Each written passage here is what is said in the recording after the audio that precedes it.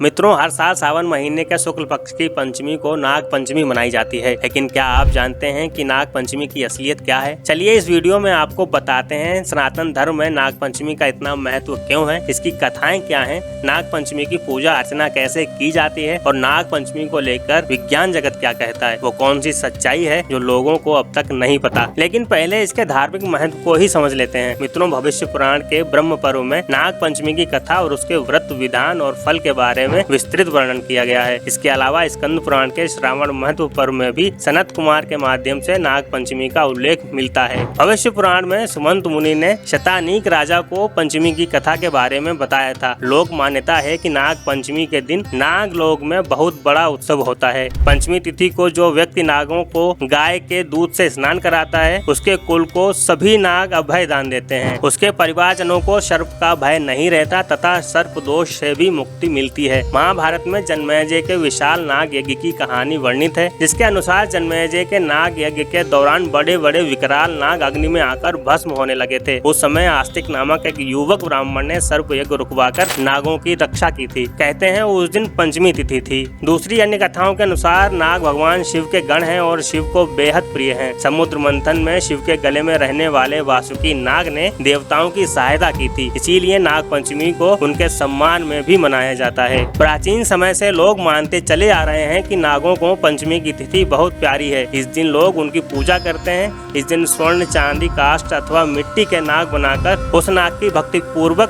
पूजा करने के लिए कहा जाता है। साथ ही इसी दिन द्वार के दोनों ओर गोबर के बड़े बड़े नाग बनाए जाते हैं और दही, फूलों, गंधों, अक्षतों, धूपों तथा दीपों से उनका विधिवत पूजन किया जाता है। इसके अलावा उन्हें दूध से स्नान करवाते हैं तथा उन्हें दूध पिलाते भी हैं। कथाओं के अनुसार इस प्रकार पंचमी को नागों का पूजन करने से नागों और भगवान शिव की विशेष कृपा प्राप्त होती है। आपने अक्सर देखा भी होगा कि नाग पंचमी पर सपेरे नागों को लेकर गली मोहल्लों में घूमते हैं और नाग देवता के नाम पर दक्षिणा और दूध मांगते हैं और बीन के जरिए सांप को नचाते भी हैं। लेकिन आपको सुनकर हैरानी होगी कि नाग दूध पी ही नहीं सकता। विज्ञान कहता है कि नागों के पास वो पाचन तंत्र ही नहीं होता जो दूध को पचा ले। ऐसे में अगर नाग दूध पी लेता है तो उसकी सेहत के लिए बेहद हानिकारक होता है। इससे ना तो शिव प्रसन्न होते हैं और ना उनकी कृपा मिलती है। उम्मीद है कि आप नाग पंचमी पर ये गलती करने से बचेंगे और जीव की सुरक्षा करेंगे। ऐसी ही और जानकारी के लिए त्रिलोक चैनल को फॉलो करें।